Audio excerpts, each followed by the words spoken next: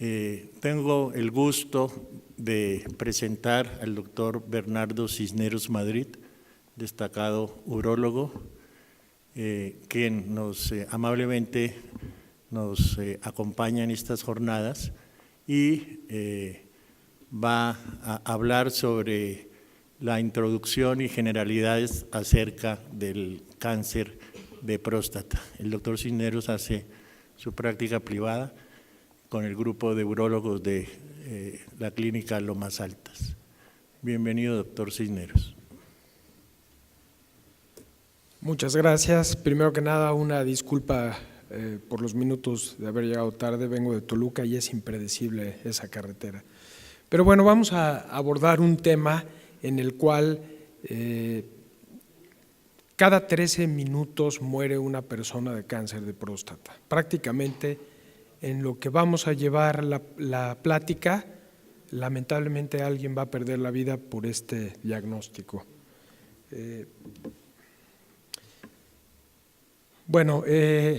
Si vamos a hablar de un cáncer en el hombre, va a ser el cáncer de próstata. Y es tan importante esta entidad que es la segunda causa de muerte por cáncer a nivel mundial. Estadísticas del 2000 dicen que hay 258,000 muertes por esto, y en Estados Unidos, en las estadísticas, alrededor de los años 2198 nuevos casos y 34,000 muertes. Como podemos ver, los países más industrializados, los países más avanzados son los que más incidencia tienen de cáncer de próstata. Sin embargo, la mortalidad en estos países es dramáticamente menor a los países en desarrollo. México tiene números increciendo, sabemos que en México hay muchos Méxicos, hay diferentes tipos de alimentación, diferentes culturas. A nivel privado, aquí en la Ciudad de México, tenemos índices y prevalencias muy similares a los países del norte de Europa. En México ocupa el primer lugar como causa de muerte por neoplasias en varones mayores de 50 años y normalmente estamos teniendo hasta 20,000 casos nuevos por año, con una mortalidad de casi 23 por 100,000 habitantes. En el año 2001 se presentan 4,038 muertes y murieron en promedio 11 hombres diariamente, aproximadamente uno cada 2 horas. Es alarmante esto, realmente como lo vemos acá después de la cardiopatía isquémica, los tumores de próstata son de alguna manera la causa de mortalidad en hombres mayores de 50 años. Si nosotros vemos el número de funciones que tenemos en comparación con otras neoplasias, pues por mucho la próstata va liderando este rubro. Si bien es una situación que va increciendo, en los últimos años, gracias a los medios y los métodos de detección oportuna, han mostrado una pequeña disminución en esa progresión ascendente, como lo vamos a ver más adelante. De acuerdo a la distribución por estados, podemos ver que el Estado de México, a pesar de ser una gran concentración de pacientes, tenemos más recursos para atacar este problema, y donde menos recursos hay, donde menos programas de detección oportuna tenemos, pues son los que vienen liderando este problema. En relación a los grupos de edad, podemos ver que en etapas del hombre joven, el cáncer de piel prevalece más que otros tipos de cánceres. Sin embargo, ya en este nivel, a pesar de que después de los 40 años es cuando empieza a ser un problema patente, ya empieza a actuar en el segundo lugar. Pero después de los 50 años, 55 años, esto prevalece por mucho, y esto pues es un problema alarmante porque ocurre en pacientes que ya no son económicamente activos. Nuestra población está cambiando estadísticamente, tenemos mucho más viejos y para allá vamos, y este problema pues prevalece más en esto, y los recursos no son poca cosa. El riesgo de cáncer de próstata incrementa con la edad, como lo habíamos dicho, entre 50 y 60 años, 15 a 30, pero prácticamente a los 80 ya está duplicado el índice de este problema para llegar a un 90% después de los 90 años.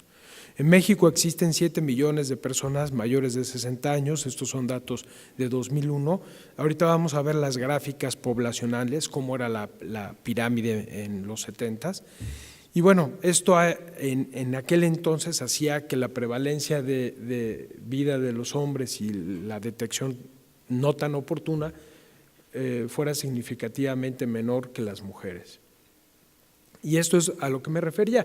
La pirámide poblacional, que lo tenemos en amarillo en los 70s, ha ido cambiando en relación a estas líneas amarillas, que son 2000, y para el 2050 tenemos proyectado una inversión total de la pirámide, que es el fondo en verde, y bueno, pues es un problema que involucra muchos aspectos, no nada más el científico, sino el económico, la situación poblacional y todo lo que la sociedad va a tener que mantener en relación a todas las comorbilidades, no nada más cáncer de próstata, en estas perspectivas estadísticas. Como les decía, si bien teníamos un incremento en los 90s dramático, aquí sigue incrementándose, pero se ha desacelerado el número de defunciones en comparación a décadas anteriores. Esto es un trabajo de alguien de nuestro grupo en su tesis de especialidad, y esto es algo que en 2004 se llevó a cabo en un reporte verbal con las diferentes jefaturas de los servicios institucionales, y aquí lo alarmante es el porcentaje que en aquel entonces estábamos nosotros identificando en forma localizada y cuáles, independientemente de lo que hiciésemos, iban a meritar algún tratamiento complementario y en muchas ocasiones iba a ser un problema incurable. Es por eso que hoy es una oportunidad de conocer todas las alternativas actuales que tenemos, todo lo que nos ha dado la ciencia médica para empezar a cambiar estos números y que se inviertan los porcentajes en lo que es una enfermedad localizada y en diferencia a lo avanzado. Bueno, ¿cómo diagnosticamos el cáncer de próstata? Con tacto rectal y con antígeno prostático. El problema es que el tacto rectal no detecta un tumor en un 40% y con antígeno no se detecta un 23%. Combinados tenemos un porcentaje cerca al 80% y de estos el 60% de los tumores son localizados. Desde luego que el antígeno es una herramienta que ya por muchos años, desde los 80s, tenemos como parte del armamentario y ha ayudado mucho a la detección oportuna del cáncer de próstata. Es una proteína que se produce en la próstata que, a manera de curiosidad, como un dato curioso, es un anticoagulante del líquido seminal. En sí le explicamos a los pacientes que el antígeno no es una cosa mala, simple y sencillamente que cuando se enferma la próstata aumenta la producción y la liberación a los niveles sanguíneos. Hay varias combinaciones que utilizamos los clínicos como herramienta para el diagnóstico oportuno. Tenemos en sí el antígeno, tenemos niveles que van a tener que ir en relación a la edad. También jugamos con la densidad del antígeno, que tiene que ver la relación del volumen sobre la cantidad de antígeno. En lo personal, para mí es muy útil la velocidad del antígeno prostático específico. No es lo mismo tener a un hombre con niveles en relación a la edad normales, pero que se incrementó más de 0.5 por año. En hombres menores de 60 años es 0.5 por año y en hombres mayores de 60 años no debe de crecer más de 0.75. Tenemos el antígeno libre, que es un porcentaje en el cual Cuando está por arriba de 4, si tenemos un antígeno cercano al 10%, nos alerta. Y situaciones más complejas a nivel molecular que tienen una mayor sensibilidad. La dificultad para la detección oportuna del cáncer de próstata es que el 25% de los pacientes con este problema tienen un antígeno menor a 4, que son los rangos internacionales, y que 35 a 50% de los pacientes sometidos a prostatectomía radical tendrán enfermedad no confinada a la glándula, y de estos 20 a 30% tendrán una elevación del antígeno a 10 años y requerirán un antígeno, un tratamiento adicional. La probabilidad de cáncer de próstata adecuada al nivel de antígenos, a mí me llega un paciente con 2 de antígeno y me dice, doctor, tengo nula probabilidad de tener antígeno, inclusive con 1. Globalmente, en un estudio hecho por Escardino, el doctor Escardino, y publicado en este congreso, 18% tienen chance de tener cáncer. Este es un estudio que se hizo en 10,000 pacientes en retrospectiva de los que tenían cáncer y fueron a ver cómo estaban los niveles de antígeno. Y esto lo vuelve un dato importante, ya que nadie está exento con un antígeno dentro de rangos normales de cáncer de próstata.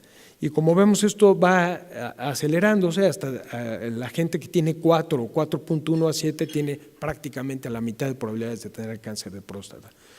Esto nos concluye que lo que hacemos ahora los urólogos, los radioterapeutas, los cirujanos de mínima invasión es desactivar bombas. El hombre tiene una bomba de tiempo entre sus piernas. Y bueno, afortunadamente hoy en día tenemos muchas herramientas y afortunadamente eso es lo que vamos a platicar el día de hoy. El papel de la resonancia magnética, por primera vez, como ustedes, la mayoría de los que están aquí, tenemos un estudio radiológico que no nada más es sospechoso, sino que es muy alarmante cuando tenemos focos que tienen un comportamiento muy particular. También ha aumentado hasta un 30% la posibilidad de una biopsia positiva y que no se nos escape gracias a biopsias cognitivas. Esto significa alguien que tiene una resonancia magnética y que identificamos zonas sospechosas y vamos por ellas en forma dirigida ya. Y las biopsias por fusión, que vamos a tener el gusto de tener al doctor Bianco, es de los pioneros en hacer esto, tanto en Estados Unidos como en Europa, y que nos da una precisión muy buena. Y también, no tanto como diagnóstico, pero sí para el seguimiento, el PET, que también es la próxima plática, y no nada más como seguimiento, sino para ver si ya es una enfermedad metastásica o no. Vamos a platicar del tratamiento del cáncer de próstata con cirugía radical de próstata mínimamente invasiva, lo que hoy conocemos como la cirugía robótica. Aquí está el doctor Armando Castro con una cirugía robótica, él va a venir el día de hoy a platicar con nosotros. Y la terapia focal, que si hay algún pionero dentro de los más destacados del mundo es el doctor Fernando Bianco, gran amigo mío, y que tendremos la fortuna de platicar con él. Y bueno, la idea es evitar que pase esto, ¿no? Perder la batalla en algo que puede ser muy predecible. Muchas gracias.